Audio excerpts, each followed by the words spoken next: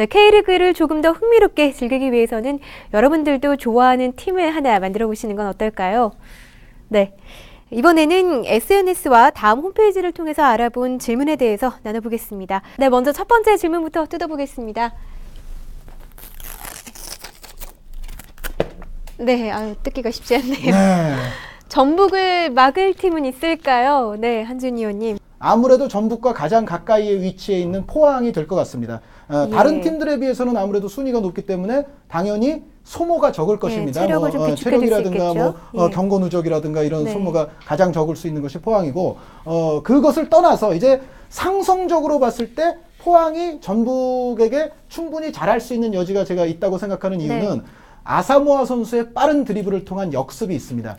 저는 전북을 상대로 잘할 수 있는 팀은 어떻게 보면 전북이 공격이 강하니까 수비가 막강한 팀이 전북을 상대로 잘할 수 있을 것처럼도 보이지만 제 생각에는 빠른 역습에서 결정적으로 마무리를 지어줄 수 있는 어떻게 보면 좀 공격 능력을 갖추고 있는 팀이 전북의 취약점인 수비 문제를 파고들면서 오히려 전북을 상대로 좀 좋은 결과를 나올 수도 있다는 생각을 해보거든요. 그렇게 본다면은 앞서서도 한번 그런 말씀을 드렸습니다만 아사모아, 슈바, 모따 이 세 선수들이 정상적인 컨디션의 상태라면 포항이 역습이라거나 속공도 좋고 지공도 좋습니다만 공격으로 나섰을 때 포항의 수준은 상당히 저는 높다고 생각이 됩니다. 그런 견지에서 전북의 어떤 수비 취약성을 오히려 파고들 여지가 많은 팀은 포항이다. 물론 대안과 몰리나를 보유하고 있는 서울이라든가 수원 또 그 밖에 다른 팀들도 사실 전북에게 한 칼을 날릴 수 있는 그러한 능력들은 다 보유하고 있습니다. 그런데 전체적인 견지에서 본다면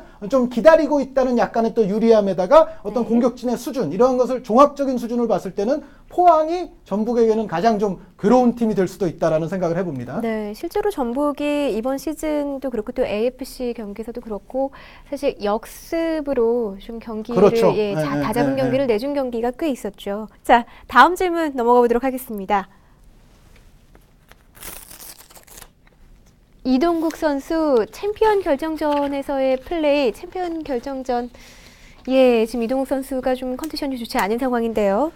글쎄요. 챔피언 결정전까지는 이제 좀 그래도 시간이 남아있지 않습니까? 이동국 선수가 몸 상태가 완벽하다면 제 생각에는 챔피언 결정전에서도 역시 잘할 수 있다라는 생각이 듭니다. 그것은 이동국 선수는 기본적으로 전북의 어떤 주변 동료 선수들과의 호흡, 그리고 주변 선수들과 이동국 선수의 상성, 이러한 것이 저는 완벽하게 맞아떨어진다고 생각을 하거든요.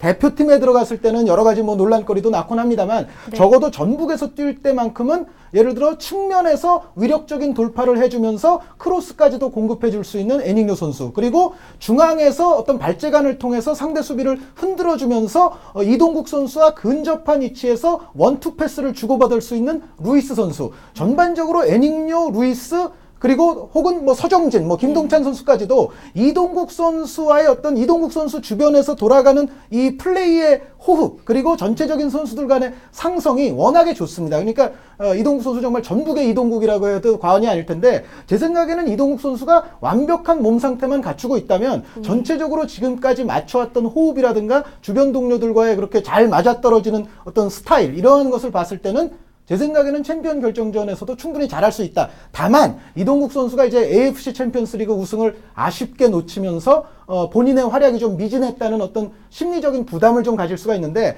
그러한 부담에서만 좀 확실히 벗어나고 그것을 털어버릴 수 있다면 챔피언 결정전에서도 역시 이동국 선수는 잘할 수 있다는 것이 저의 예상입니다. 이동국 선수의 아마 멋진 플레이를 기대하는 팬들이 정말 많을 것 같은데요. 부디 좋은 컨디션으로 경기에 참가할 수 있기를 바라겠습니다. 전북의 또 상대팀 팬들은 별로 또 바라지 않는 거일 수도 있어요. 아니죠. 모두가 완벽한 컨디션에서 멋진 경기를 펼칠 때 재밌는 결과가 나올 수 있지 않을까요? 자, 다음 질문 보겠습니다.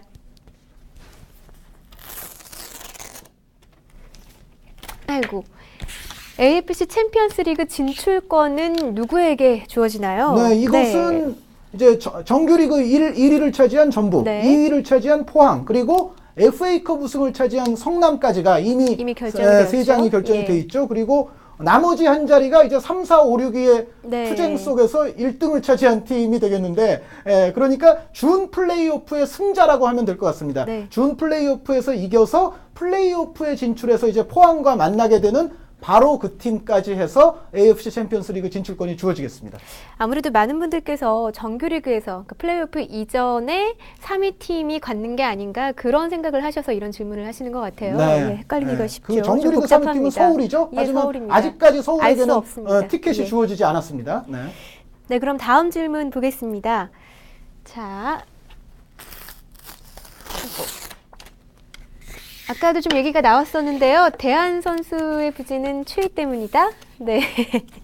제 생각에는 실제로 좀 추위에 영향을 받을 가능성은 있다고 생각을 합니다. 그렇죠. 예. 그렇지 않다면 대한 선수가 여태까지 좀 항상 보면은 좀 추워질 때가 조금 떨어지고 네. 좀 더워질 때가 좀 더 올라오거든요. 예. 이제 그 모습을 본다면 선수들마다 좀 이런 그런 어떤 기온이라든가 계절에 영향을 받는 경우들이 있습니다. 예, 실제로 대한 그렇기 선수가 때문에 몬테네그로 출신이기 때문에 몬테네그로의 그런데 실제 날씨는 제가 또 가보지 않아서 잘 모르겠지만은 어찌됐건 예. 대한 선수가 실제로 좀 영향을 받을 수도 있고 하지만 그것이 대한 선수가 지금까지 챔피언십에서 조금 미진했던 모든 원인처럼 보이지는 않습니다.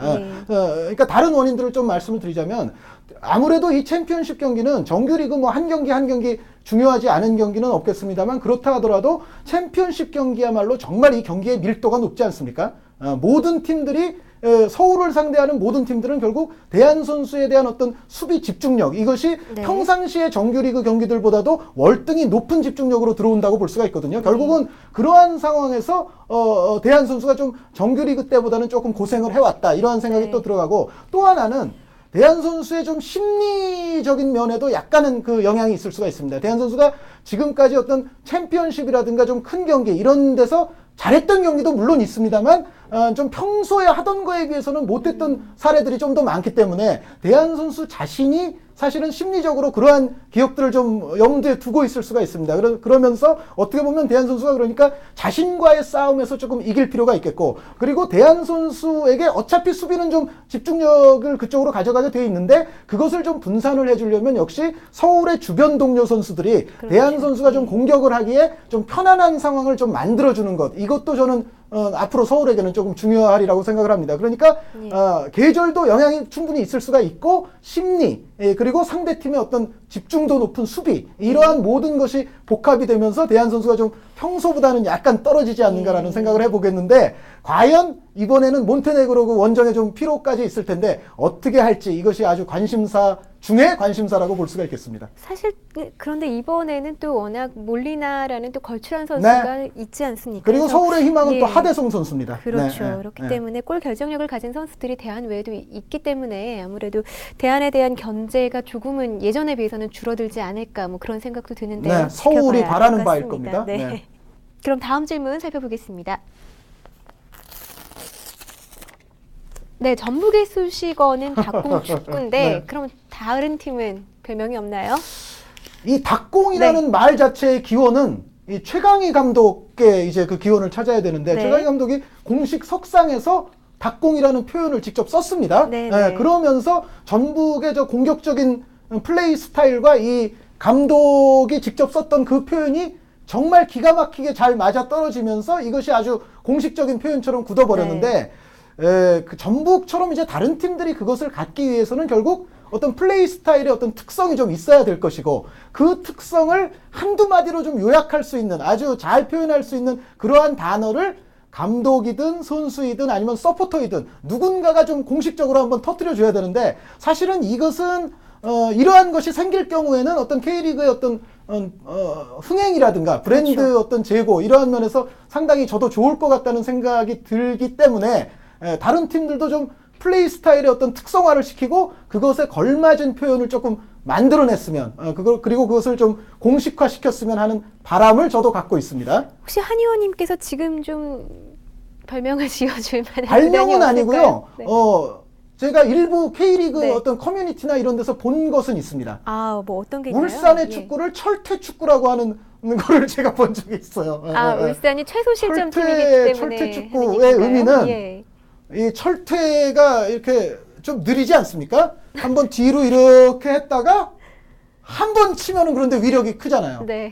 바로 좀 그런 것을 이제 울산의 철퇴축구라고 하지 않는가라는 생각인데 네. 조금 뒤로 굳히는 것 같지만 결국에 가서 어떤 한 방을 터뜨릴 수 있는 또 능력은 지니고 있고 이러한 그것을 제가 본 적은 있는데 글쎄요. 김호곤 감독이 만약에 이 표현이 좋으시다면 한 번쯤 공식 석상에서 터뜨려 주시는 것도 나쁘지 않을 것 같은데 또 모르겠어요. 울산 팬들이 또 어떻게 생각하실지는. 울산이 최소 실점팀이자 또 득점도 역시 최하위 수준이더라고요. 소득점 소실점의 팀이죠. 뭐 그런 것과 좀 관련이 있는 것 같은데. 네. 아무튼 최강희 감독하면 사실 기자들이 가장 좋아하는 감독이기도 합니다. 인터뷰를 했을 때 가장 재밌는 기사를 만들어줄 수 있는 감독이라는 얘기인데 좀 그런 것들을 시작하던 날에 그 정혜성 감독과의 그 설전은 올 시즌 뭐 최고의 장면들 중에 하나였어요. 그렇죠. 좀 다른 감독님들께서도 프로 축구가 팬들을 위한 종목이기 때문에 그런 점도 좀 생각하셔서 재밌는 말들 미리 좀 준비해 오셨으면 좋겠습니다. 네, 제 바람이고요. 수원이 스테보 없이 사는 법. 네, 수원이 스테보 없이 사는 법 물론 아주 중요합니다. 수원 팬들에게는 정말 초미의 관심사라고 해야 될 것 같은데 일단 가장 편안한 길은 하태균 선수의 골 결정력이 올라오면 뭐 그 이상 바랄 게 없겠습니다. 사실 뭐 스테보 선수의 자리를 그대로 그냥 채워줄 수 있으니까. 그런데 이제 하태균 선수가 사실 정규리그에서의 지금 골 실적이 워낙에 지금 좋지가 않기 때문에 이제 이것이 과연 어떻게 되느냐가 변수인데 하태균 선수가 결정력이 올라오면 되고 하지만 이것이 아닐 때는 예를 들어 이제 개인리 선수와 하태균 선수가 좀 나눠뛸 수도 있겠는데 개인리 선수가 들어왔을 경우에는 아무래도 이 선수는 미드필드 진영 쪽으로 좀 내려오면서 어떤 찬스를 만들어내는 역할, 어떤 본인이 마무리 짓는 것도 있지만은 본인이 좀 찬스를 만들어내는 역할에 또 익숙한 그런 플레이 스타일을 지니고 있기 때문에 이 경우에는 개인리 선수가 비우고 나간 공간을 염기훈이라든가 이상호라든가 혹은 뭐 오장은, 박현범 이러한 선수들이 이 공간 침투를 해주면서 개인리 선수와의 또 호흡을 맞춰주면서 마무리까지 지어줄 필요가 있다는 생각이고 또 한 가지 방안은 이제 염기훈 선수가 또 공격수의 역할을 워낙에 할 수 있는 선수 아닙니까?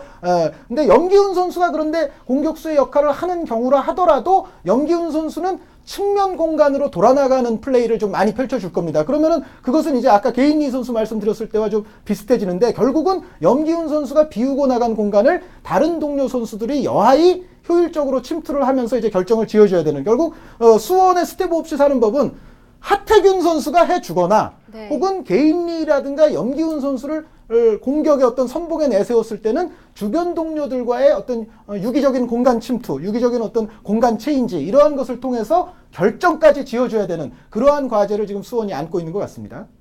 네, 수원으로서 참 풀기 어려운 숙제 중에 하나가 아닐까 싶은데요. 하지만 또 보유하고 있는 자원들의 능력을 봤을 때는 풀 수도 있는 숙제라고 여겨집니다. 사실은 국가대표급 선수들이기 때문에 저는 좀 스테보 선수가 AFC 챔피언스 리그에서 받은 징계가 K리그 경기에까지 이어진다라는 게 그렇습니다. 그것이 뭐 약물 복용이나 이런 경우는 예를 들어 뭐 1년 징계 뭐 이런 경우에 뭐 UEFA에서 징계되면은 뭐 자국 리그에서도 징계되고 뭐 모든 전 세계에서 그냥 징계가 돼버리는 경우들이 있는데 요번 사안 같은 경우는 그것이 왜 AFC의 징계가 이렇게 국내 리그까지 영향을 줘야 되는지 조금 안타까운 면이 있습니다. 네. 한 의원님과 지금 네티즌 분들의 질문에 대해서 얘기를 나눠봤는데요. 여러분들 궁금증 풀리셨습니까? 이 밖에도 많은 분들께서 구단의 감독님들 또 선수들에게 질문을 해주셨는데요. 그래서 준비를 했습니다. 6강 파워 인터뷰.